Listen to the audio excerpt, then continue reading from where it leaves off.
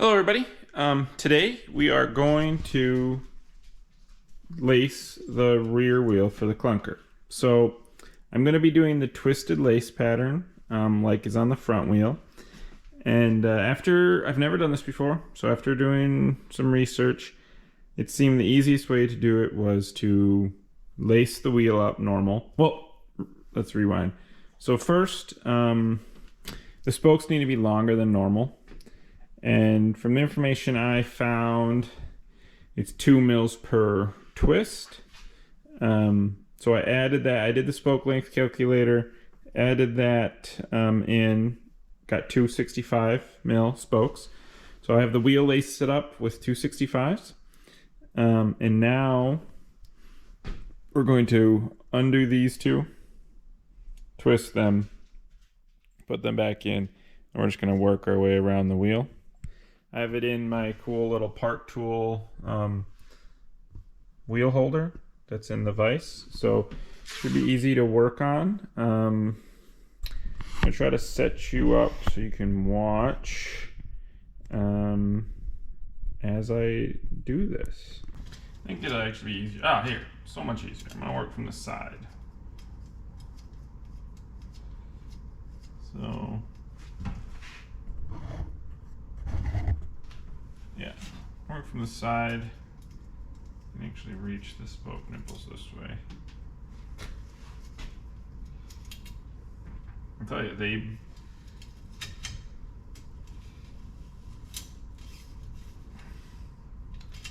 bent a lot easier than I thought they would. They're twisted a lot easier. I guess they're not really getting bent, but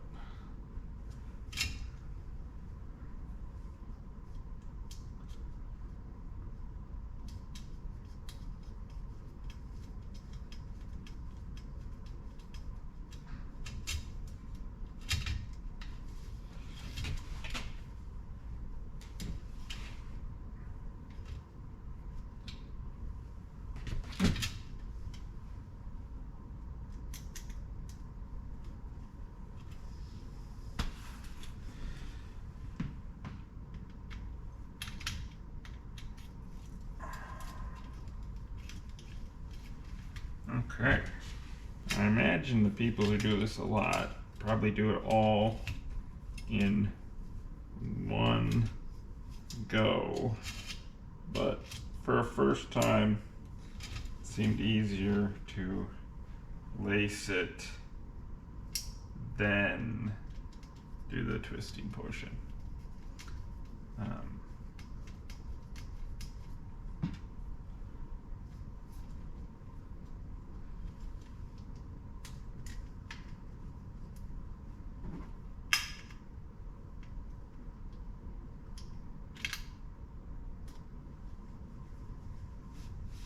Actually, I might try. So I got a new tool. This little guy, which grabs the spoke nipple, twist it on and off. So we're gonna give that a try. See if it makes this whole process easier. Everything's hard with one hand. Oh. Yep. I like it. So this is called, it's from Wheel Fanatic. I actually bought it with a lot of parts. The guy gave me some tools too. So it looks like it has a little spinny part. So yeah, I'm gonna keep doing this for a while and I will touch back when I'm done. Okay, I got the first side done, and I will say that this turned out to be way easier than I was expecting. I was really worried about doing this. Thought it was gonna be, when you look at it, you go, man, that looks complicated. But when you watch videos and you start to do it, I think if you can build a wheel, you can do this. Now I do think having the stand, I normally build wheels in my lap, and I think having this mounted into the vise does make it easier to do this because you can just, you know, move it and twist it, move it and twist it. And then I'm in love with this tool. This is my first time using it. This thing is great. You know, it's got the spinny bearing here, so you put it in your hand, that rests in your palm, and then you can spin this to loosen and tighten, and the spokes just fit in by friction. Yeah, this thing is sweet. I'm glad I got it, and it's making this project a lot easier. So now I'm going to flip it around to the other side, and then we're going to get it trued up. And that means that the Klunker is pretty much done. Because once this wheel's on, I got the chain ring, we got a cog, put a chain on it, and we're going to be riding it. Now, it is cold. It's Minnesota. I think it was like 28 degrees today, but I'm going to ride it anyhow. So stay tuned. This is a lot of fun. I'm super amped. Okay, so I have all the spokes twisted. It already looks awesome. Now I'm going to move it over to the truing stand and start tensioning it. Everybody kind of does this differently. I've obviously never tensioned a twisted spoke wheel, so we'll see if my normal method works. But I'm going to go and tighten. I normally tighten all the spokes till I can't see any threads.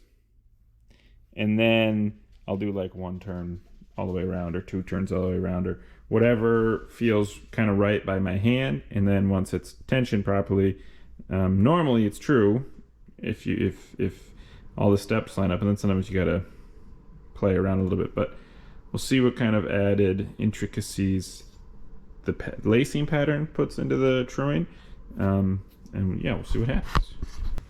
Okay, I got my little spinner, which works good for this.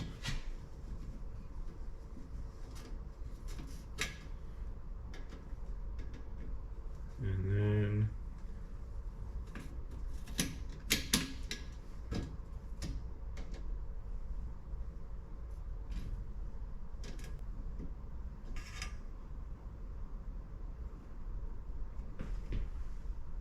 okay, so I just need to keep tensioning it some more, but now we can see the fun spoke. So we got red, purple, black, blue. Red, purple, black, blue.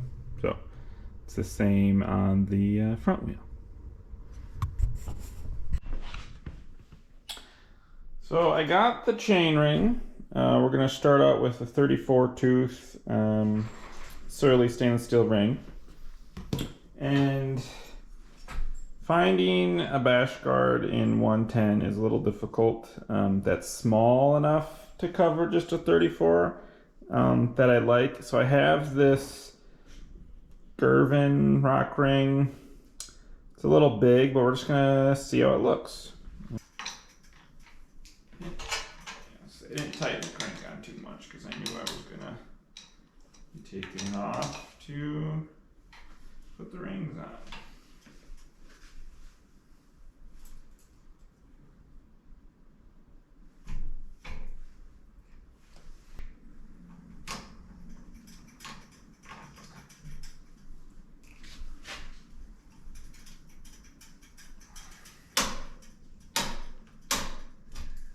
Okay, got the chain ring crank set off, so now we can see how that bash guard looks and see if I like it.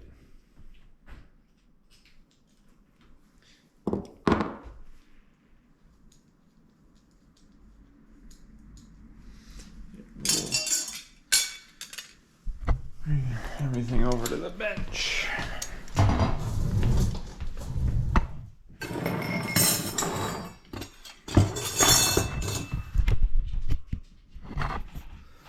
Well, the whole shop's a little bit of a disaster mess right now, but that's what happens.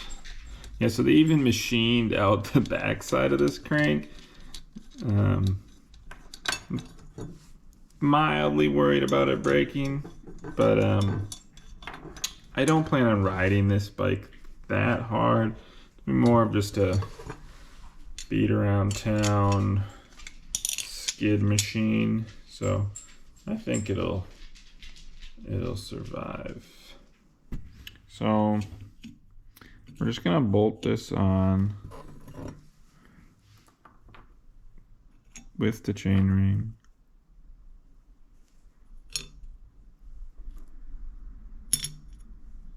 I'm not even sure if these bolts are going to be long enough now, but. Ooh. We're going to need narrower space. Okay.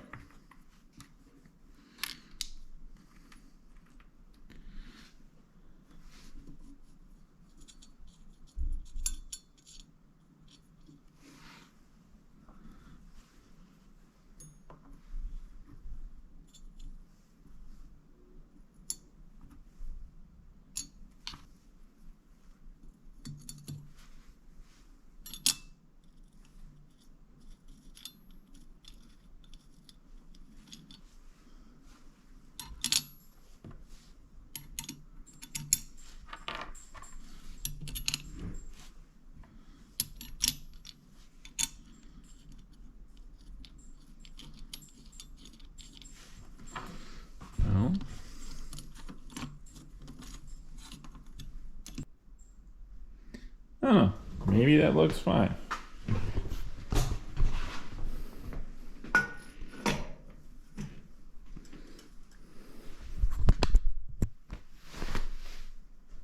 Yeah, I don't think that's horrible.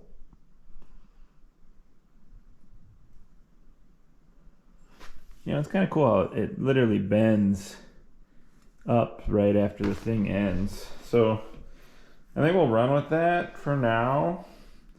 That way I can take this thing out for a test ride.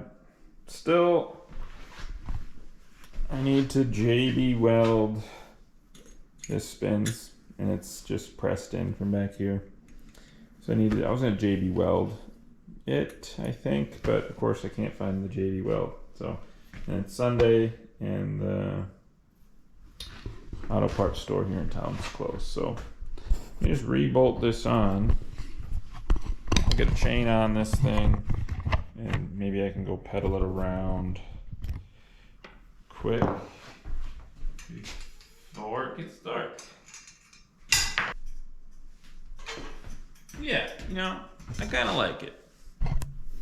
It's a bash guard. It's what I wanted. It's bigger than I wanted, but it looks good.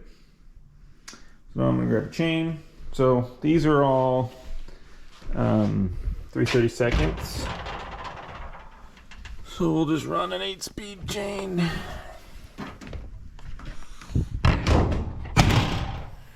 And call it good.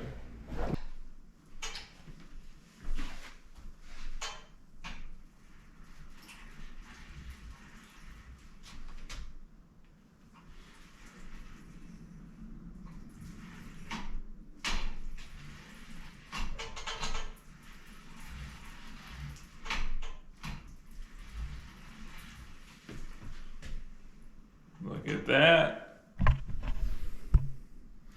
Chains on, nice and tight. Tons of clearance, so I don't think we're gonna have to worry about a chain slap, which is nice. Bash guard looks good. So I'm just gonna unbolt this brake for now, so I can go give it a little test ride quick.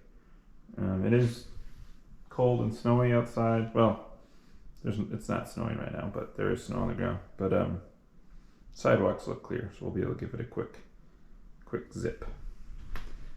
But I mean, it's really cool. Now there is one thing I'm ashamed to say that happened while building the wheel. I got off on my spokes. This should be here, ended up here. I built the wheel right after this, and it went fine. So I guess I was just probably a little worried about the twists, and was kind of thinking about that and not thinking about everything else. And so it bugs me. But I also am like, man, that's gonna be a lot of work to undo everything and then obviously move everything over one spoke. I think I would just zip tie everything, and so I literally just loosen everything and move it all over one. But yeah, I'm just gonna leave it for now. It does bother me a little bit, but I mean, stuff happens, obviously. But other than that, I mean, this thing turned out sweet. Okay, so I found a solution. got the punch out. See, this is like knurled over. The brake boss is just like knurled over this piece of metal. And so it was spinning. And so I went in there with the punch and I just hammered down on the flanges just to get it tight again. So now it's tight. So we're gonna put the brake on and we're gonna get it routed, and if we're gonna ride this thing, we gotta ride it complete. So I have no clue what these brakes are. They were obviously anno purple in their previous life. That one's still dirty, so I need to clean that. But bolted on some pads, because that's the kind of pads it takes. We'll get this thing going. I use modern pads just because I want to be able to stop. But let's get this put together quick. So I found a straddle cable that was just short enough to work. I had to thread the bolt up on this because when you very close when you pull the brake, but it works. It's tight. It looks the perfect amount of jank for what I was going for with this build, so it's perfect. It's done. Obviously all that's left is correcting this wheel build, but I'm probably gonna leave that for a while. Yeah, it's pretty dark, but I'm gonna go try to grab some photos of this quick outside. So I'm excited. I just came in from the first ride on the Klunker, and it is everything I want it to be. It is a blast. It's a ton of fun. It's a super nice laid-back geometry, just what I wanted for cruising around the neighborhood and on the trails around town. Everything turned out great. The gearing is great. It does skids.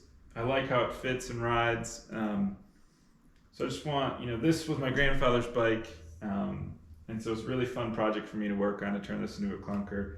He made everything from nothing, so that's why we made, my buddy Wes made the handlebar for me, lunch bake brazing. That's why we put the wrench in as the crossbar, and I just kind of used random pieces I had around the shop, these cool machined out cranks, this front wheel that had the pineapple hub, so I did the same lacing pattern on a Monet, however you pronounce it, M-O-N-E, coaster brake, souped up coaster brake, worn out saddle, so it's a ton of fun, and I thank you all for sticking around to watch the series. If you enjoyed it, like and subscribe. If you're working on a Klunker or any other project, make sure to check out our website, Gringineer Cycles. We have tons of parts and frames and wheel sets, anything you could use to build up a Klunker or a vintage mountain bike or a vintage road bike. There'll be a link below, and have a good rest of your day.